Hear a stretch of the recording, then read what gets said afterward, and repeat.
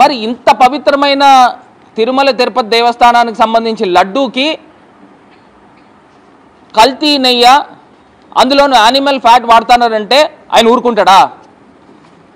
ఆయన ఊరుకుంటాడా అని అడుగుతా ఉన్నా. ఇది ఎంత పెద్ద ఇష్యూ అండి.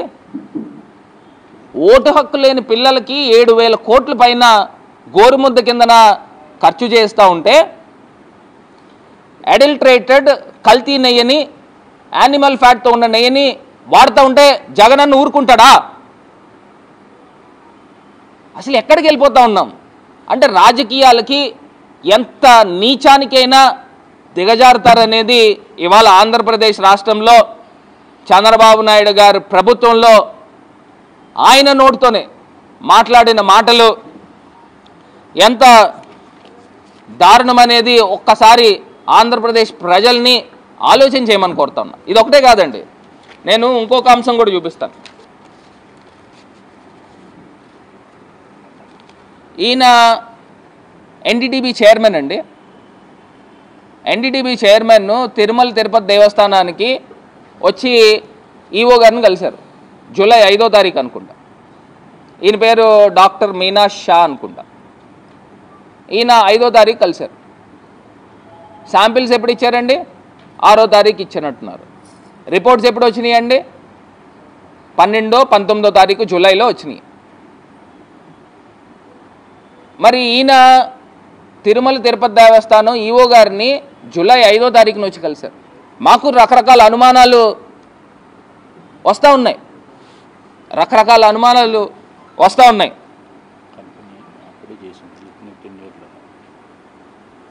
మరి రకరకాల అనుమానాలు వస్తూ ఉన్నప్పుడు ఈయన ఎలా వచ్చి కలుస్తారని అడుగుతున్నా ఎన్డీటీబీనే. ఇట్లాగా నేను చెప్పాలనుకున్న అంశాలు మరి ఆంధ్రప్రదేశ్ రాష్ట్ర ప్రజలకే కాదు, యావత్ హిందూ లోకానికి కూడా మరి నేను తెలియపరుస్తూ ఉన్నా.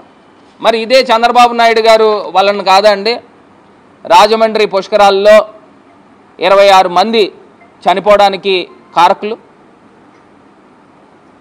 చంద్రబాబు నాయుడు గారు కాదా? ఇప్పుడు నిన్న నాకు ఒకటి అర్థం కాని అంశం ఏంటంటే సిట్ వేశారు. ఆ సిట్లో ఏంటంటే రిపోర్ట్ ఎవరికి చేస్తారండి? ఇప్పుడు సిట్ స్పెషల్ ఇన్వెస్టిగేషన్ టీమ్ ఎవరికి రిపోర్ట్ చేస్తారు? చంద్రబాబు నాయుడు గారికి కాదా? చంద్రబాబు నాయుడు గారు ఆల్రెడీ ఎలిగేషన్ వేస్తారు. ఆల్రెడీ జగన్మోహన్ రెడ్డి గారు నువ్వు తప్పు చేసావు అని నన్ను ఆల్రెడీ అబాండం వేస్తాడు. మరి చంద్రబాబు నాయుడు గారు ఏం చెప్తేనే కదా ఆ రిపోర్ట్ అదే వచ్చేది. ఇది ఏదో చిన్నపిల్లలు దొంగ పోలీస్ ఆట ఆడుతూ ఉంటారు, అలా ఉంది ఇది. ఎవరైనా ఇండిపెండెంట్ బాడీని వేస్తాడు, అతను సచ్చీలతని ప్రూవ్ చేసుకోవాలి అని అంటే ఇండిపెండెంట్ బాడీ వేస్తారు. ఆ independent body retired supreme court chief justice లాంటి వాళ్ళని తీసుకుని వచ్చి దీనిపైన ఎంక్వైరీ చేస్తారు. మీరు రిపోర్ట్ చేసేది చంద్రబాబు నాయుడు గారికి సిట్ అనేవాళ్ళు. ఇది ఎక్కడ ట్రాన్స్పరెంట్ అని అడుగుతా ఉన్నా. పోనీ సిబిఐ ఎంక్వైరీకి అడుగుతారు, అది లేదు, ఇది లేదు. అసలు ఇది నేను ముమ్మాటికి నేను చెప్తా ఉన్నా, this is completely political driven, this is completely diversion of politics అని నేను ఖరాఖండిగా చెప్పగలుగుతాను. ఇప్పుడు నేను ఒకటే చెప్తున్నాము, తప్పు చేశారు, ఒక గీత ఉంది, దానిపైన పక్కన పెద్ద గీత గీస్తే అందరూ పెద్ద గీత గురించి మాట్లాడతారు తప్పితే చిన్న గీత గురించి మాట్లాడరు కదండి. ఇప్పుడు స్టీల్ ప్లాంట్ అనేది అమ్మకం చేసేస్తూ ఉన్నారు, దాని డైవర్షన్ కానీ అడుగుతా ఉన్నా.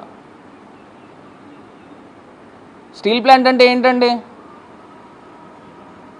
స్టీల్ ప్లాంట్ అనేది ఆంధ్రప్రదేశ్ ప్రజల యొక్క మనోభావాలు, ఆంధ్రుల యొక్క హక్కు, విశాఖ ఉక్కు, దాన్ని అమ్మేస్తూ ఉన్నారు. ఈయన 4 నెలల్లో 42,000 కోట్ల పైన ఈయన అప్పులు చేశారు, దాన్ని డైవర్ట్ చేయడానికా? ఇదే మెడికల్ కాలేజెస్ని ప్రైవేటైజ్ చేస్తున్నారు, అమ్మేస్తూ ఉన్నాడు.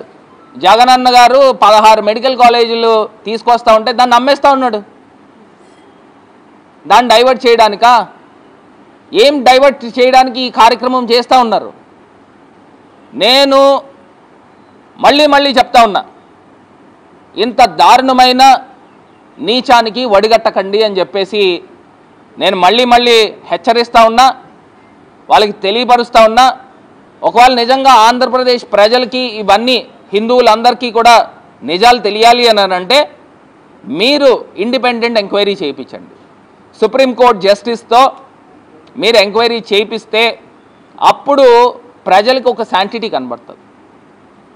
ఇది కాకుండా నేను లోకల్గా కూడా నిన్నో మొన్నో మన ఈవీఎం ఎమ్మెల్యే ప్రబుద్ధుడు ఈవీఎం ఎమ్మెల్యే తిరుపతి లడ్డూని, జగన్ గారి చేతిలో ఉన్న తిరుపతి లడ్డూని ఆయన దగ్ధం చేశాడు. అంటే లడ్డూని దగ్ధం చేస్తూ ఉన్నాడు. ఈయన ఏమనాలా, ఎంత దుర్మార్గుడు అనాలా? అసలు కనీసం జ్ఞానం ఉందా? మన కడుపుకి అన్నమే కదా తినేది. అందు గురించి అంటున్నా, ఈవీఎం ఎమ్మెల్యే అంటే ఇలానే ఉంటారు. ప్రజల్లోంచి గెలుచుకొచ్చిన వాళ్ళు ఈ రకమైన కార్యక్రమాలు చేయరు. ఈయన లడ్డూని దగ్ధం చేస్తూ ఉన్నాడు. ఇంక ఈయన ఏమనాలా?